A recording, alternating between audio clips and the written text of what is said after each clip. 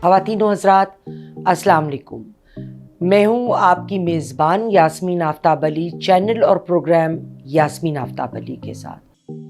آج خبر ہماری پروگرام کانسٹیٹیوشنل کورٹس پر اور بریکنگ نیوز میں آپ کو دے رہی ہوں کہ ارجنٹ اپیل جو فائل کی ہے عمران خان صاحب نے یو این اسپیشل رپورٹر آن ججز اینڈ لائرز، جو 26ویں ترمیم آنے والی ہے اس کے خلاف، ہم اس کو ڈسکس کریں گے۔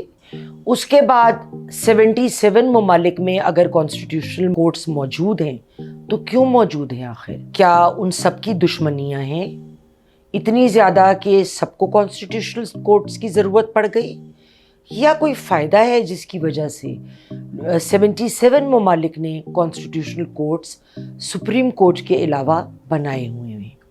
اور پاکستان میں جو ریزرویشنز ہیں وہ کیا ہیں ان کورٹس کو لے کے، اور جو فوائد ہیں وہ کیا ہیں کورٹس کو لے کے؟ سب سے پہلے ہم بات کریں گے عمران خان صاحب نے جو ارجنٹ اپیل فائل کری ہے، جو ایڈورڈ فٹزجیرالڈ کیسی، ٹیٹیانا ایٹویل اور جینیفر رابنسن نے خان صاحب کے خاندان کی جانب سے یو این کو انگیج کرنے کے لیے، انٹرنیشنل میڈیا کو انگیج کرنے کے لیے 26ویں ترمیم کے پروپوزل کو لے کر ایک اپیل دائر کی ہے۔ ایک بات میں واضح کر دوں کہ یہ اپیل پی ٹی آئی کی جانب سے نہیں ہے، یہ اپیل عمران خان کی طرف سے ذاتی طور پہ دائر ہوئی ہے۔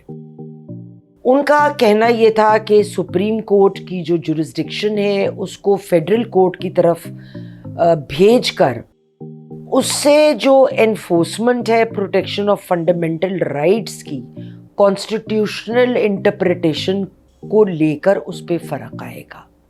دوسری بات، چیف جسٹس جو نئے کورٹ کا ہوگا اس کو نیشنل اسمبلی سلیکٹ کرے گی، اور یہ پرائیویٹ میٹنگ میں ہوگا۔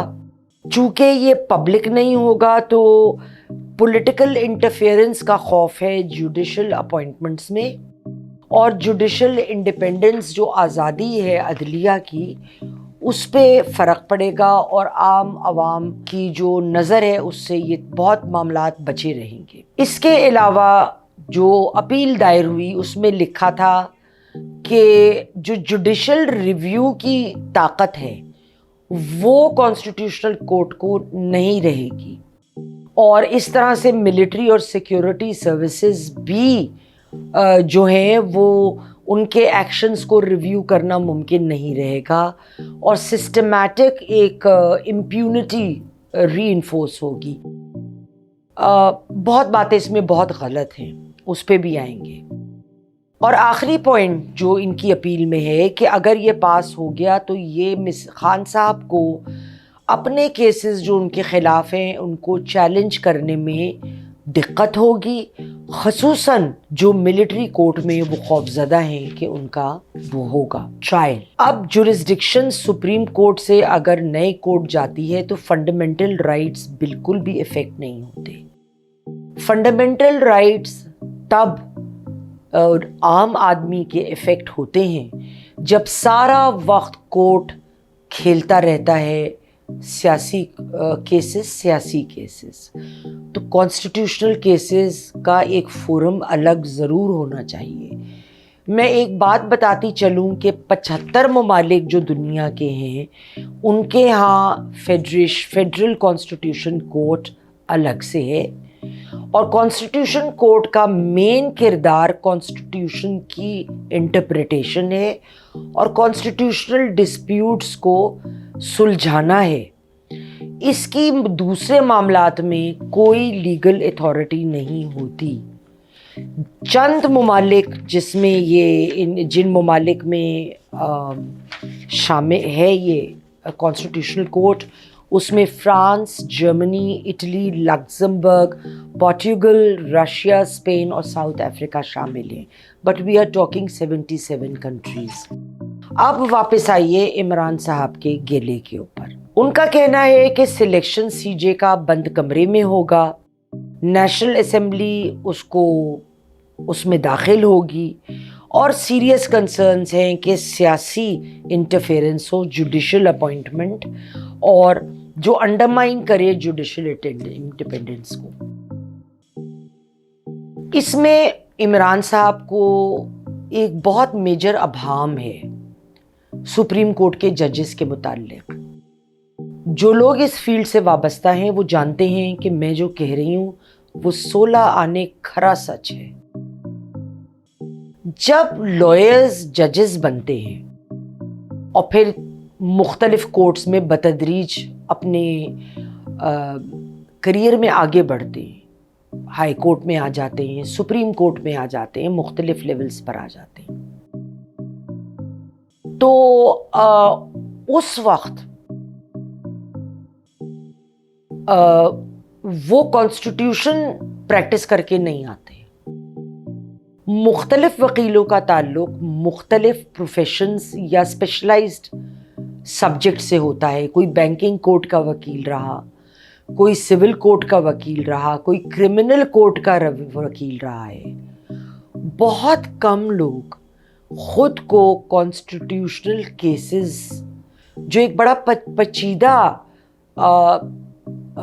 سب سیکشن ہے قانون کا اور بہت مشکل بھی اور بہت ڈرائی بھی، تو اس طرف آتے ہیں کیونکہ زیادہ پیسہ کرمنل لا میں ہے. کارپوریٹ سیکٹر میں بہت لوگ جاتے ہیں. اب یہ مختلف سبجیکٹ سے اسپیشلائز کیے ہوئے لوگ کل کو آن کر ہائی کورٹ کے جج یا سپریم کورٹ کے جج بنتے ہیں. لیکن اس کا مطلب with all due respect to our honourable ججز، اس کا مطلب یہ نہیں ہے کہ ہر جج کانسٹیٹیوشنل معاملے میں ایکسپرٹ ہو گیا.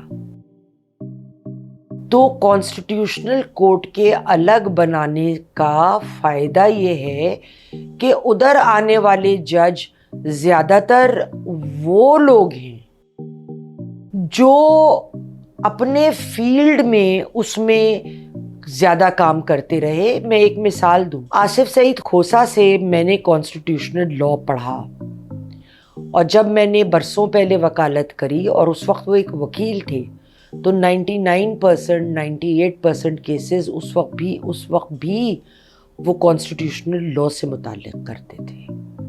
اور بعد میں جا کے جج ہوئے. ایک وقت میں ملتان بینچ اور لاہور بینچ پہ اکٹھے بیٹھتے تھے، پھر اللہ نے اور ترقی دی اور وہ سپریم کورٹ کے جج بنے. لیکن ہر جج ایسا نہیں ہوتا.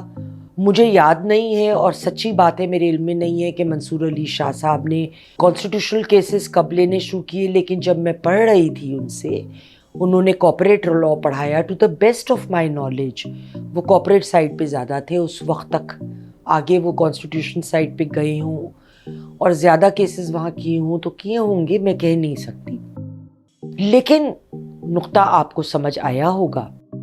اس کے علاوہ جوڈیشل انڈیپینڈنس پہ اس سے کوئی اثر نہیں پڑے گا. آئی وڈ رادر کہ اگر میرا کوئی کانسٹیٹیوشنل مسئلہ ہے تو اس شخص وہ دیکھے اس کو جو کانسٹیٹیوشن لا کا ماہر ہو، کرمنل کا نہیں، بینکنگ کورٹ کا نہیں. میں بینکنگ کورٹ کی بات نہیں کر رہی بھائی، میں سول کورٹ کی بات نہیں کر رہی. مجھے آپ سے کارپوریٹ ڈیسیشن بھی نہیں چاہیے.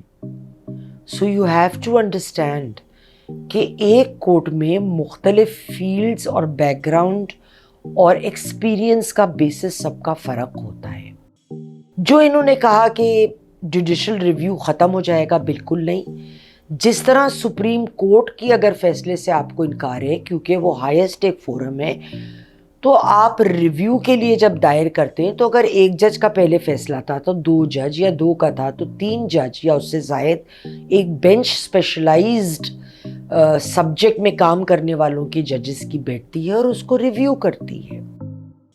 تو ریویو کا بالکل ختم نہیں ہوگا. باقی قوانین کا چلنے کا طریقہ، اس کے جو قواعد و ضوابط ہیں وہ تو وہی رہیں گے جو سپریم کورٹ کے ہیں. اور سب سے بڑا خوف خان صاحب کا، میں صدقے جاؤں کہ ان کو چیلنج کرنے میں اپنے کیسز مشکل ہوگی. ایسا نہیں ہے. اگر وہ سچ ہیں، اگر ان کے خلاف ثبوت نہیں ہے، تو کوئی ثابت نہیں کر سکتا ایک چیز جو نہ ہو. اور ان کو یہ پہلے دن سے خوف ہے، خاص کر فیض صاحب کے پکڑے جانے کے بعد، کہ ان کی پکڑ بھی اور ان کا نمبر بھی بس آیا ہی آیا۔ اگر ایسا ہوگا تو وہ سپریم کورٹ بھی نہیں روک سکتا، بلکہ اس کورٹ سے یہ فائدہ ہوگا جو ہر کانسٹیٹیوشنل کیس پہ رنگ برنگے فیصلے کبھی ہائی کورٹ دے دیتا ہے، کبھی کوئی دے دیتا ہے، اس علاقے کا کورٹ اس کے علاقے، اور ایک ابہام اور ایک عجیب و غریب ماحول ملک میں بنا ہوتا ہے، وہ ختم ہو جائے گا کہ ایک جگہ ایک معاملے کی جورسڈکشن ہو۔ اب لوگ دوسرے ممالک میں کیوں ان کے کیسز وہ اپنے دو انہوں نے رکھے ہوئے، فیڈرل کانسٹیٹیوشنل کورٹ اور سپریم کورٹ، ایک تو سپریشن آف پاورز ہو جو میں نے پہلے بیان کر دیا، لیگل سرٹینٹی ہو کہ جو شخص کانسٹیٹیوشن کو جانتا ہے وہی بیٹھا ہے، بینکنگ کورٹ کا وکیل نہیں جج بن کے آ گیا، کارپوریٹ لا کرنے والا پریکٹس ساری عمر وہ نہیں کانسٹیٹیوشنل کیسز پہ فیصلہ کرنے سپریم کورٹ میں بیٹھ گیا، اور جوڈیشل ریویو ہو، یعنی ایکسپرٹس ہی ایکسپرٹ کو جوڈیشل ان کا ریویو کریں، یہ بہت بڑی بات ہے۔ آپ کوئی بیمار ہوتے ہیں، آپ اگر ہڈی کے ڈاکٹر کے پاس جاتے ہیں تو سیکنڈ اوپینین کے لیے کیا پیٹ کے ڈاکٹر کے پاس جاتے ہیں؟ آپ کو ہڈیوں کے ہی ڈاکٹر کے پاس جانا چاہیے نا، سمجھ آئی ہے میری بات؟ اس کے علاوہ یہ کیس کرنے کا کیا وجہ ہے کورٹ کرنے کا، کہ ورک لوڈ پاکستان کے حوالے سے خصوصاً بہت زیادہ ہے، عام لوگوں کے فنڈامنٹل رائٹس خراب ہوتے ہیں، ضائع ہوتے ہیں، افیکٹ ہوتے ہیں، کیونکہ ان کو تو جسٹس مل نہیں رہی، ہم تو سیاست کھیل رہے ہیں۔ دوسرا، کریڈیبلٹی کیوں افیکٹ ہوتی ہے، جیسے میں نے کہا فلاں ہائی کورٹ نے ایک فیصلہ دیا، دوسرا ہائی کورٹ نے ایک دیا، تیسرے نے کچھ اور دے دیا، اب ایک کھچڑی پک گئی۔ تو ایکسپرٹس کا کام ہے، کانسٹیٹیوشنل ایکسپرٹس کا، ایسے ججز کو کرنے دیں جو کانسٹیٹیوشنل ایکسپرٹس ہوں، جنہوں نے زندگی اس صحرا کی گرد چھاننے میں گزاری ہو۔ اور دوسری جانب لوگوں کا خیال ہے کہ پولیٹیکلی بائس ججمنٹس آ سکتی ہیں، تو ایسا نہیں ہے، پولیٹیکلی بائس ججمنٹ تو سپریم کورٹ بھی بہت دیتا رہا ہے۔ کیا بھٹو صاحب کی ناجائز وہ قتل تھا، اور میں نے ہمیشہ اس کو ایک جملہ بھٹو صاحب کی ڈیتھ کو کہا that it was a judicial murder۔ میں اسکول میں تھی but I always called it a judicial murder۔ بات نہیں بنتی تھی، جمتی نہیں تھی، تو کیا اس وقت باعث نہیں تھا؟ کیا بندیال صاحب کے زمانے میں جو پی ٹی آئی کو اتنی سہولت کاری کی گئی، کیا وہ باعث نہیں تھا؟ تو باعث تو دونوں طرف سے ہو سکتا ہے، لیکن جب کانسٹیٹیوشنل معاملات میں آپ صرف اسی فیلڈ کے لوگ رکھیں گے تو باعث پولیٹیکلی بائسڈ ہونے کے چانسز کم ہو جاتے ہیں۔ کانسٹیٹیوشن میں جب اسپیشل بینچز بنتی ہیں اور بنیں گی انشاءاللہ، جو ججز ویل ورسڈ ہوں گے کانسٹیٹیوشن میں، تو کانسٹیٹیوشنل کورٹ جب ڈسپوز آف کریں گے اس میں ٹرانسپیرنسی بھی ہوگی، ہر بندہ، وہ کہتے ہیں نا ہر شاخ پہ الو بیٹھا ہے، معذرت کے ساتھ نو ڈس رسپیکٹ، مگر جن کی وہ فیلڈ نہیں ہے، تو ہر شاخ پہ ایک بیٹھ کے ایک بندہ بات کرے گا، تو یہ ایک لوگ بھی کنفیوزڈ ہیں، اور پھر جب معاملہ سپریم کورٹ کے پاس جاتا ہے اور ایک عجیب کھچڑی پک چکی ہوتی ہے، اس وقت اس طرف بولیں تو پھر بھی خراب، اس طرف کا بولیں تو پھر بھی خراب۔ لہٰذا ہمیں 26ویں ترمیم اگر آ رہی ہے آنے دیں، اس میں انشاءاللہ ہمارے لیے بہتری، اور اس کا یہ مطلب بھی نہیں ہے کہ فوج کا کوئی چیک نہیں کرے گا، نو، اگر وہ کانسٹیٹیوشن کو توڑتے ہیں تو کانسٹیٹیوشن کے تحت جو ان کے نان لیگل اقدامات ہیں ان کو بھی تو چیک کیا جائے گا اسی طرح، یہ تھوڑی کہ ان کو چھوڑ دیا جائے گا، ایسا نہیں ہوگا۔ خواتین و حضرات، آج کے لیے اتنا ہی۔